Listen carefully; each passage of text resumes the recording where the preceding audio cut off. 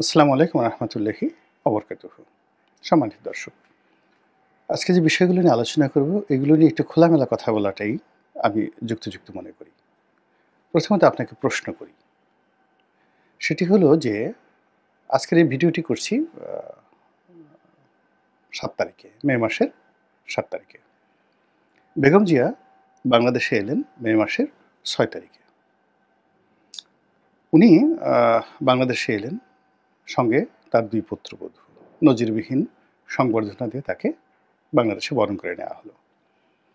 এবং তিনি যে সক্ষম এবং সচল এটিকে প্রেজেন্ট করার জন্য তিনি হুইল চেয়ারে করে আসলেন।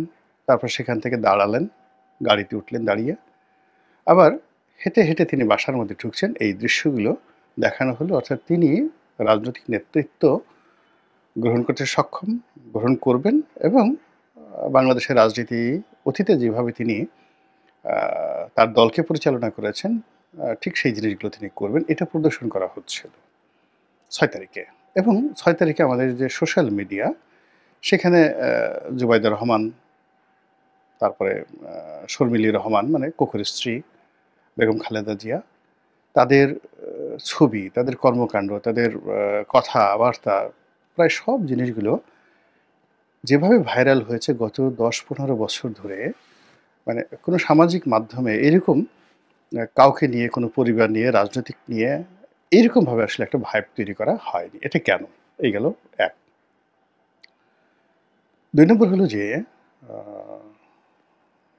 তিনি ৬ তারিখে বাংলাদেশে এলেন, বাসায় ঢুকলেন এবং তাকে দেখলাম যে প্রোটোকল যেটা দেয়া হয়েছে সেনাবাহিনীর পক্ষ থেকে, সরকারের পক্ষ থেকে, just like a prime minister, just like a prime minister.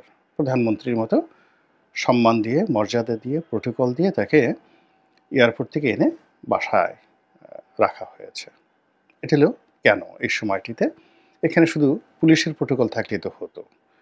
এখন এখানে যে পুরো যে জেড ক্যাটাগরির যেটা নিরাপত্তা এসএসএফ এর মাধ্যমে যেটা হয়, সেই জিনিসগুলো করা হলো প্যারালাল। অর্থাৎ ডক্টর মোহাম্মদ ইউনূসের যে এয়ারপোর্ট থেকে আগমন, এখানে যে প্রোটোকলটা দেওয়া হয় সিকিউরিটি, ঠিক সেম জিনিসটা এখানে করা হলো। থার্ড যে প্রশ্ন এবং যাকে বলা চিন্তা, সেটা হলো ৬ তারিখ রাতের পরে, অর্থাৎ ৭ তারিখ যখন হয়ে গেছে ১২টার পরে, তখন ভারত আক্রমণ করেছে। আমি যখন ফজরের নামাজে উঠলাম আজকে ভোর রাতে, তখন দেখি যে সয়লাব চারিদিকে। ভারত আক্রমণ করেছে পাকিস্তান, ২টো মসজিদের কি ক্ষতি হয়েছে, যা কিছু হয়েছে, এবং এগুলো নিয়ে সে সারারাত মনে হয় যে মানুষ বসেছিল। আর ওটাকে নিয়ে আজকে ভিডিও যেটা করছি সেটার মধ্যে বাংলাদেশের শতভাগ মানুষ, তারা কেবলই মাত্র যারা সোশ্যাল মিডিয়াতে সময় দেন, তারা এই ভারত এবং পাকিস্তানের এই যুদ্ধ নিয়ে যাকে বলা হয় ব্যস্ত হয়ে পড়েছেন। এখন পরবর্তী প্রশ্ন দুটো। ফার্স্ট থিং হলো যে বেগম জিয়া ইচ্ছা করলে আরও ৩ দিন আগে বা ১ সপ্তাহ আগে আসতে পারতেন। তাকে ঠিক এই সময়টাতে তিনি কেন এলেন? তার এই আগমনের সঙ্গে তার দলের যে দিল্লি লবিং গ্রুপ রয়েছে, তাদের কোনো সংযোগ আছে কিনা? ১। ২ নম্বর হলো যে এই যে ভারত এবং পাকিস্তানের যে যুদ্ধ, এই যুদ্ধের ফলে বাংলাদেশে যে রাজনৈতিক অস্থিরতা তৈরি হবে, এমনকি আরও অনেক কিছু হতে পারে। সেক্ষেত্রে পলিটিক্স, জিও পলিটিক্স, ভূতাত্ত্বিক রাজনীতি এই জমিনের, যেটার এখন একমাত্র স্টেক হোল্ডার হলো বিএনপি।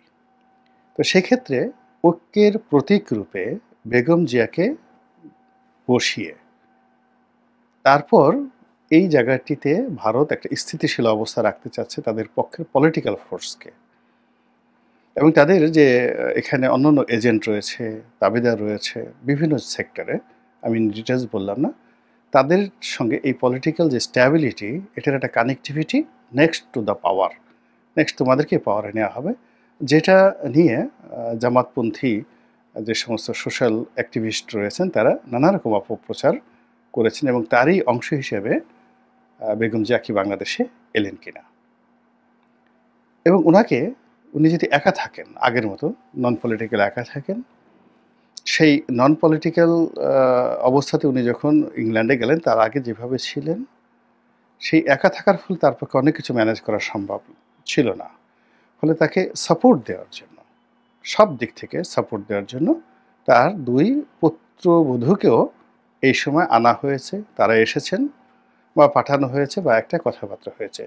এরকম একটা আলোচনা কি আপনি করতে পারেন না? বা এই ধরনের প্রশ্ন কি আপনার মনের মধ্যে আসতে পারে না? আর এরকম যদি 1% এরকম কোনো ঘটনা ঘটে থাকে যে না ঠিক আছে, 99% হলো যে না এমনিই ঘটনা ঘটে গেছে। তারা আসছেন, তারা দেশে আসবেন না তো করবেন কি? তারা নির্বাচনের জন্য প্রস্তুতি নিবেন।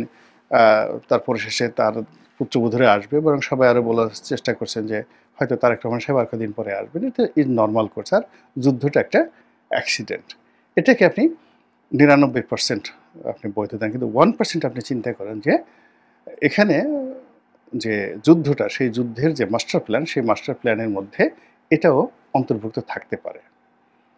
এবং তাই যদি হয়, তাহলে কি ধরনের ঘটনা ঘটতে পারে? এটা নিয়ে একটু আলোচনা করুন। আরেকটি বিষয়, ঠিক একই সময়টিতে, প্রায় একই সময়টিতে প্রধান উপদেষ্টা ডক্টর মোহাম্মদ ইউনূস তিনি বিমান বাহিনীর একটি অনুষ্ঠানে খোলামেলা বলেছেন, তখনও যুদ্ধ শুরু হয়নি, যে যেভাবে যুদ্ধের দামামা বাজছে, তো সেক্ষেত্রে আমাদেরকেও যুদ্ধ প্রস্তুতি নিতে হবে। এটা না নেওয়াটা বোকামি। এবং ওনার এই কথার মানে আপনার দ্বিমত করার মতো একটা সিঙ্গেল জিনিস নেই। যেকোনোভাবে হোক না কেন আপনাকে যুদ্ধের প্রস্তুতি থাকতে হবে। এই কথাটা বলেছেন। এবং তিনি যখন এই কথাটা বললেন, এই কথাটা তিনি তো এমনি, এমনি বলার কথা না। তার সঙ্গে যে আমেরিকার একটা সম্পর্ক রয়েছে, পশ্চিমাদের একটা সম্পর্ক রয়েছে, সেখানে নিঃসন্দেহে একদম পারফেক্ট একটা গোয়েন্দা রিপোর্ট পশ্চিমাদের হাতে ছিল যে এই তারিখে, মানে ২০২৫ সনের মে মাসের ৬ তারিখ না ৭ তারিখ ভোররাতে, ৭ তারিখ ভোররাতে এইভাবে আক্রমণ হবে। এটা হয়তো তিনি জানতেন। ফলে তিনি দৃঢ়তার সঙ্গে এই কথাটাতে তখন তিনি বলেছেন, যেন কোনো অবস্থাতেই তাকে দায়ী করা না যায় বা তাকে হেয় করা না যায় বা কেউ বলতে পারবে যে আপনি তো এই সমস্ত কথাবার্তা বলেননি। তো এগুলো নিয়ে কথা হচ্ছে, এগুলো নিয়ে আলোচনা হচ্ছে এবং আলোচনার সময় আসছে। এখন ধরুন যে দিল্লি আসলে কি চাচ্ছে? এখানে মূল ব্যাপার হলো যে আ যদি এই যুদ্ধটা না হতো, তাহলে পাকিস্তানের সঙ্গে সরকারের যে সম্পর্কটি, সেই সম্পর্কটি যেভাবে এগুচ্ছিল এবং পাকিস্তান যেভাবে জলে, স্থলে, অন্তরিক্ষে বাংলাদেশের রাজনীতিতে একেবারে অপরিহার্য হয়ে পড়েছিল। পাকিস্তান সম্পর্কে বাংলাদেশের মানুষের যে নেতিবাচক ধারণা ছিল, সেটা যেভাবে ইতিবাচক হয়ে পড়েছে এবং এখন এই যুদ্ধের মাধ্যমে পাকিস্তান যে বাংলাদেশের একসময় দখল করেছিল, তারা যে মুক্তিযুদ্ধের সময় এতগুলো অপরাধ করেছে, এই জিনিসগুলো আপনি এই মুহূর্তে কারো কাছে বলতে পারবেন না। ফলে পাকিস্তান কেন্দ্রিক একটা লবিং গ্রুপ আ শুরু হয়ে গেছে এই বাংলাদেশে। তো সেটার নেতৃত্ব যদি আ বেগম জিয়ার হাতে যে থাকবে না, বিএনপির হাতে যে নেই, এটি স্পষ্ট। এটি মূলত ডক্টর মোহাম্মদ ইউনূস কেন্দ্রিক। অর্থাৎ এখানে যে পররাষ্ট্রনীতি, অর্থাৎ আমেরিকা, পাকিস্তান, বাংলাদেশ, এটি থ্রু প্রপার চ্যানেলে হচ্ছে আ ডক্টর মোহাম্মদ ইউনূসের মাধ্যমে। এবং এই যে চ্যানেল, অর্থাৎ ওয়াশিংটন, ইসলামাবাদ, ঢাকা, এই চ্যানেলের জন্য বাংলাদেশের যে ভূখণ্ড, সেই ভূখণ্ডে পরবর্তী অ্যাকশন হলো সেন্ট মার্টিন, মানবিক করিডর ইত্যাদি আরও অনেক কিছু। এ গেল একটা ইকুয়েশন। কিন্তু যদি আমেরিকা, দিল্লি, ঢাকা এই ইকুয়েশনটা কাজ করে, that not be a political মানে মিলিটারি সলিউশন, এটা হবে একটা পলিটিক্যাল সলিউশন। এবং সেই পলিটিক্যাল সলিউশনের জন্য এই America, Delhi, Dhaka, doctor Mohammad Yunus, NCP, Islamic দলগুলো এখানে মানে গণনার মধ্যেই তারা পড়বে না। সেখানে কেবলমাত্র আওয়ামী লীগ, আওয়ামী লীগের বিকল্প বি টিম হিসেবে বিএনপি। এবং বড় যে দল হিসেবে বিএনপির সঙ্গে যে এই যোগাযোগগুলো হচ্ছে বিভিন্ন সেক্টরে, এটা আবার বিএনপি যারা প্রতিপক্ষ এই মুহূর্তে যারা রয়েছে তারা টের পেয়ে যাচ্ছেন এবং তারা ১০ মুখে এই বিএনপি দিল্লির দালাল, ভারতের দালাল ইত্যাদি, ইত্যাদি বিভিন্ন রকম কথাবার্তা বলে যাচ্ছেন। ফলে বুঝতে পারছেন যে আমরা যেভাবে সবকিছু সহজভাবে দেখছি, পর্দার আড়ালে কিন্তু সব ঘটনা সহজভাবে ঘটছে না। আমরা যেভাবে রাতের ভোটকে দেখেছি, আমির যে নির্বাচন যেভাবে দেখেছি, যেভাবে শেখ হাসিনাকে দম্ভ করতে দেখেছি নভেম্বর মাসে, মানে ২০২৪ সনের যে তাদের পতন হলো আগস্ট মাসে।